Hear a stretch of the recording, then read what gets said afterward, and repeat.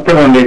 విజయభాస్కర్ గారు, రేపు ప్రారంభమైనటువంటి పార్లమెంటు సమావేశాల్లో ప్రధానంగా డీలిమిటేషన్ అంశమే చర్చకు వచ్చే విధంగా కనబడుతోంది. డీలిమిటేషన్ మీద ఎక్కువగా ప్రధానంగా చర్చ జరిగే అవకాశాలు ఉన్నాయి.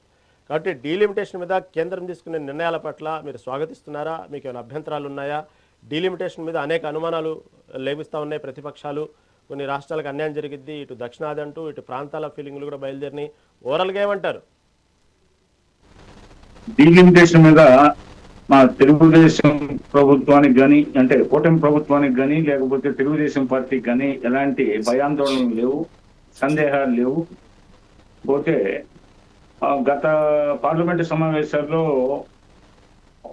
రాజకీయ కారణాలతో వాళ్ళు అర్థం చేసుకోవడంలో లోపం అయితేమి, లేకుంటే బీజేపీ ఎన్డీఏ ప్రభుత్వాన్ని అబాసుపాలు చేయాలనే దురుద్దేశంతో అయితేమి, జనాభాలో సగభాగంగా ఉన్నటువంటి మహిళలకు సాధికారత ఇచ్చే విషయంలో అయితేమి, భారతదేశం మొత్తాన్ని అశాస్త్రీయంగా ఉన్నటువంటి ఈ నియోజకవర్గాల పరిస్థితిని దృష్టిలో ఉంచుకొని ఎన్డీఏ ప్రభుత్వం శాస్త్రీయ పద్ధతుల్లో నియోజకవర్గాల పునర్విభజన చేయాలనే సదుద్దేశంతో ఆనాడు ఆ బిల్లు ప్రవేశపెడితే, మరి ఆ బిల్లుని వీగిపోయేలాగా అందరూ కలిసి ఆ బిల్లు వీగిపోయేలాగా చేశారు. అయితే మారిన రాజకీయ సమీకరణాల్లో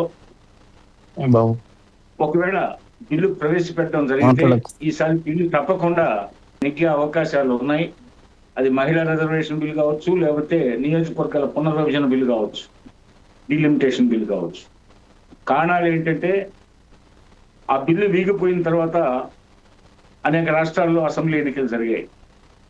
ముఖ్యంగా బెంగాలు, తమిళనాడు లాంటి రాష్ట్రాల్లో ఆ బిల్లులని వ్యతిరేకించిన ప్రభావం తీవ్రంగా వాళ్ళు నచ్చుకోవాల్సి వచ్చింది.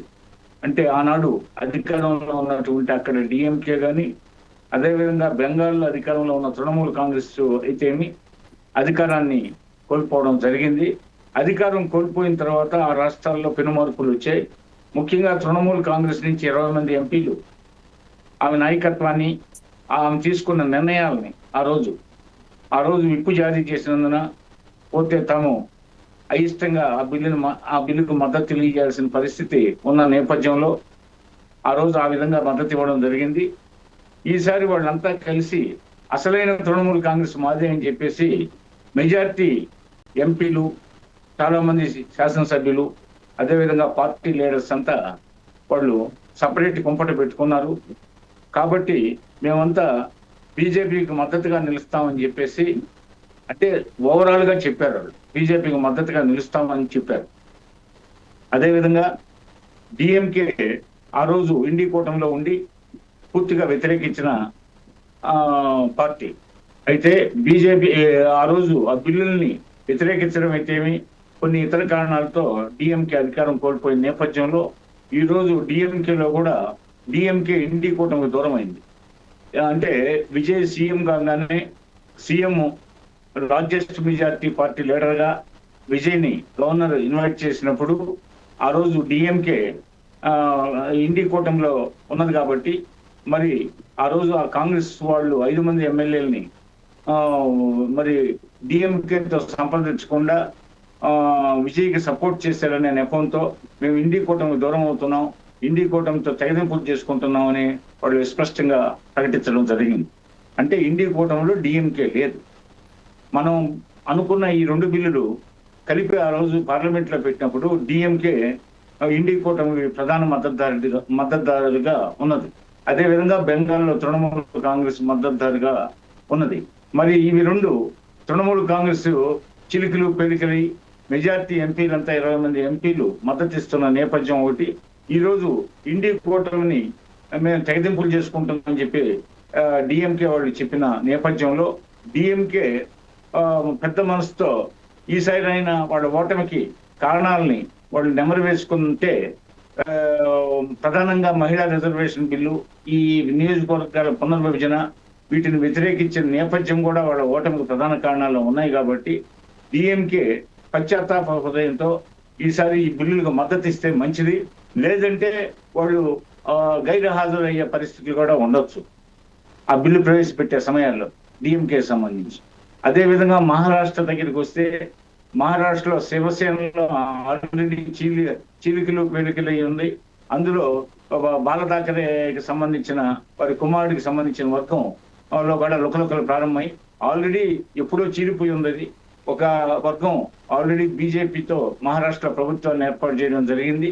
అదేవిధంగా ఇప్పుడు ఉన్నటువంటి ఆ ఠాకరే వర్గానికి సంబంధించి ఠాకరే కుమారుడికి సంబంధించిన వర్గంలో ఉన్న వాళ్ళు కూడా కొంతమంది పక్క చూపులు చూస్తున్నారు. అక్కడ వాళ్ళు సఫికేషన్ ఫీల్ అవుతూ ఈ నేపథ్యంలో మరలా అదే మహారాష్ట్రలో నేషనలిస్ట్ కాంగ్రెస్ పార్టీకి సంబంధించి సుప్రియా పూలే మొన్న ఒక ప్రకటన జారీ చేసింది. ఈసారి బిల్లులు ప్రవేశపెట్టే పద్ధతి, వాటి స్వరూపం ఇవన్నీ మేము గమనించి దాన్ని బట్టి మేము నిర్ణయం తీసుకుంటాం. వీలున్నంత వరకు మేము విడివిడిగా బిల్లులు ప్రవేశపెట్టినప్పుడు మేము మద్దతు ఇవ్వడానికి ఉన్న అవకాశాలను పరిశీలిస్తామని చెప్పి ఆమె సూచాయిగా చెప్పడం జరిగింది. అదేవిధంగా ఇంకా ఇప్పుడు ఉత్తరాదిలో కూడా సమాజ్వాదీ పార్టీ ఉత్తరప్రదేశ్ లో వాళ్ళు ఇండియా కూటమి పట్ల చాలా అసంతృప్తితో ఉన్నారు. మరి వారు ఈసారి గైర్హాజరు అవుతారా, బిల్లు ప్రవేశపెట్టినప్పుడు ఇండియా కూటమి మద్దతుగా నిలబడతారా, లేకపోతే వాళ్ళలో చీలికలు వస్తాయా చూడాలి. మరి అదేవిధంగా భారతదేశంలో ఇతర అనేక చిన్న పార్టీలు కూడా ఈ మహిళా రిజర్వేషన్ బిల్లుని వ్యతిరేకించిన దానివల్ల బెంగాల్, తమిళనాడు లాంటి 2 పెద్ద రాష్ట్రాలు ఏ విధంగా నష్టపోయింది. అదేవిధంగా ఆ పార్టీలు నష్టపోయిన తర్వాత ఆ పార్టీలో వచ్చిన చీలికలు వీటన్నిటిని దృష్టిలో పెట్టుకుని వాళ్ళ నిర్ణయాల్లో మార్పులు వచ్చే అవకాశం ఉంది. కాబట్టి ఈ బిల్లులు 2 ప్రవేశపెట్టడం అనేది జరిగితే తప్పకుండా ఈ బిల్లులు ఈసారి నెగ్గుతాయని విశ్వాసం మాకు పరిపూర్ణంగా ఉంది. ముఖ్యంగా ఉన్నటువంటి ఈ యొక్క పునర్విభజన బిల్లు అత్యంత అవసరం. దక్షిణాదికి ఏమాత్రం నష్టం జరగదని పదే పదే ఎన్డీఏ ప్రభుత్వం చెప్పడం జరిగింది. దక్షిణాదికి ఎలాంటి నష్టం చేయకూడదు నేను తీసుకునే నిర్ణయం చెప్పుకున్నారు. అదేవిధంగా మహిళలకు సాధికారత కల్పించే ఈ బిల్లుకి మద్దతు ఇవ్వకపోతే భవిష్యత్తులో రాజకీయ పార్టీలు తమ ఉనికిని కోల్పోయే అవకాశం ఉందని చెప్పేసి రైట్ విజయభాస్కర్ గారు. ఓకే, మనతో పాటు వైసీపీ రాష్ట్ర మహిళా నాయకురాలు సునంద గారు ఉన్నారు. సునంద గారు నమస్తే అండి.